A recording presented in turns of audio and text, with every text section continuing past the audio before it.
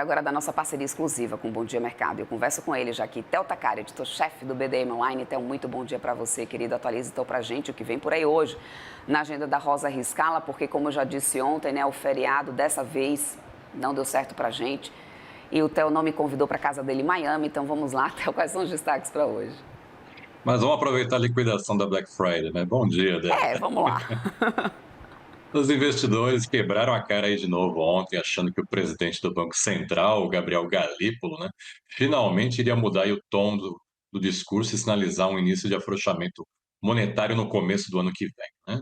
No evento do Itaú Asset, que ele participou ontem de tarde, né, o Galípolo cortou aí as asas do mercado ao dizer que o Banco Central não se emociona com um dado específico. Talvez tenha sido uma referência ao CAGED, né, que mostrou aí uma criação de apenas 85 mil empregos em outubro, bem abaixo dos 120 mil que eram esperados pelos economistas. O Galípolo reforçou que o Banco Central seguirá perseguindo o centro da meta de inflação, né, de 3% ao ano, mas que leve o tempo que levar, né, o tempo que for necessário. E ainda acrescentou, né, abre aspas, não vejo nenhum dado que surgiu nesse ciclo que promova qualquer mudança de direção para a gente. Fecha aspas. Do princípio ao fim, né, ele repetiu aquele discurso de sempre, e embora tenha admitido aí que as coisas estejam no rumo imaginado pelo Banco Central, que elas ainda estão andando num ritmo lento, né, que a economia continua muito resiliente, mesmo com juros elevados. O Galípolo ainda acrescentou, né, um novo fator de atenção, né, ao destacar que o mercado de crédito continua crescendo de maneira bastante surpreendente, tendo em vista aí o nível atual da Selic, o que demanda vigilância e conservadorismo do Banco Central. A questão fiscal também entrou aí no mix de preocupações destacadas por ele, quando ele lançou dúvidas aí sobre medidas que são neutras para o orçamento, mas que podem ter impacto sobre a demanda e a inflação, como a reforma do imposto de renda, por exemplo. Segundo o presidente do BC, há algum tempo aí isso está presente nas expectativas de inflação do mercado. E, em resumo, né, quem assistiu à palestra do Galípolo achando que poderia vir um recado um pouquinho mais menos hawkish, né, acabou quebrando a cara aí, ouviu o que não queria, Débora. Pois é, exatamente isso.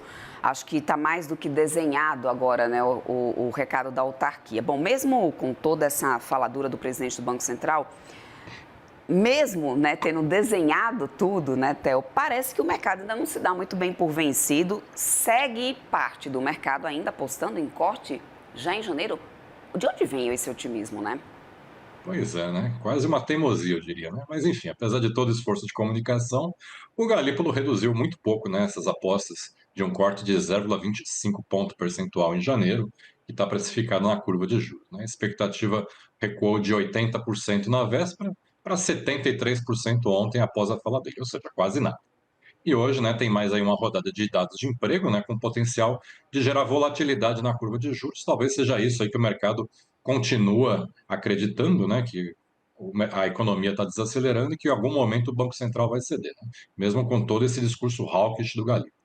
O IBGE divulga daqui a pouco, às 9 da manhã, a PNAD contínua, né, que vai trazer a taxa de desemprego do trimestre imóvel encerrado em outubro.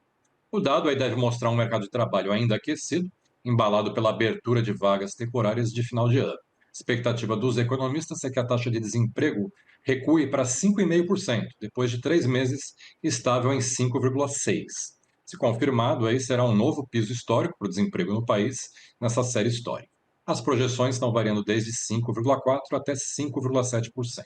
Antes da PNAD, o BC divulga agora, né, 8h30 da manhã, o resultado consolidado do setor público em outubro, aí, que deve reverter o saldo negativo de 17,4 bilhões de reais de setembro e registrar um superávit primário de 34,1 bilhões de reais, segundo aí a mediana das projeções do mercado. Todas as estimativas são positivas, estão variando desde 30,6 bilhões até 37,1 bilhões de reais, após as contas do governo central ontem, né, que mostraram um superávit de 36,5 bilhões de reais, terem sido impulsionadas aí principalmente pela sazonalidade positiva do recolhimento de imposto de renda de pessoa jurídica e da contribuição sobre lucro líquido.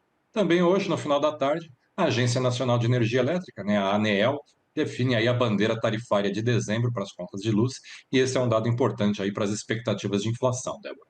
É isso aí, a gente precisa também acompanhar nessa agenda, essa movimentação, porque além da agenda econômica, o mercado também deve repercutir hoje o plano de investimentos da Petrobras, o plano estratégico da companhia. algumas mudanças e a gente precisa ficar atento às explicações, né, que a gente deve ter aí ao longo do dia, né, Theo? Exatamente, Débora, né? O Conselho da Petrobras, né, aprovou ontem, já tarde da noite, né, o plano estratégico para o período de 2026 a 2030. O investimento total nesse período vai ser de 109 bilhões de dólares. O montante é 1,8% menor que os 111 bilhões do plano vigente e veio até um pouco melhor aí que os analistas estavam imaginando, né? A expectativa é que ele fosse reduzido para casa aí dos 106 bilhões de dólares. Apenas para 2026, o investimento será de 19,4 bilhões de dólares, um pouco abaixo dos 19,6 bilhões que constam do plano atual. O novo plano estratégico prevê também que aí nos próximos 5 anos a Petrobras vai destinar 78 bilhões de dólares para o setor de exploração e produção, ou seja, 1 bilhão a mais do que está previsto no plano atual. Uma informação que interessa muito aos investidores, né? A estimativa da empresa aí para remuneração aos acionistas é que o pagamento de dividendos ordinários vai ficar entre 45 e 50 bilhões de dólares. Já os dividendos extraordinários não foram citados no período e também eles já não eram mesmo esperados pelo mercado.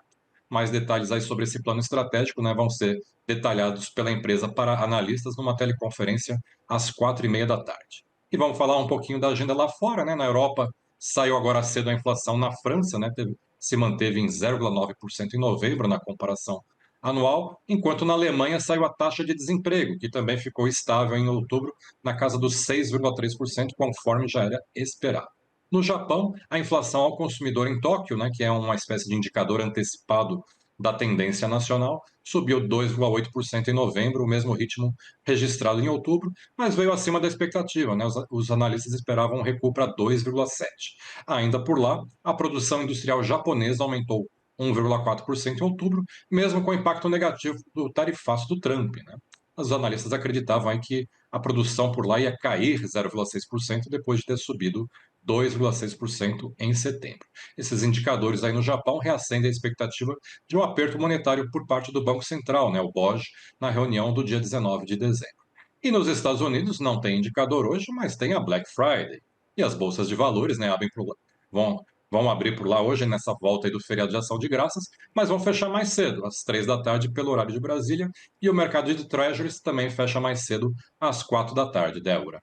É isso, vamos então acompanhar e sextar, né, Theo? Tem ainda um dia pela frente, mas sextamos. Espero você aqui na segunda-feira, Theo. Sexta, aproveita a liquidação e vamos lá. Bom fim de semana. Tchau, tchau. Até mais, tchau, tchau.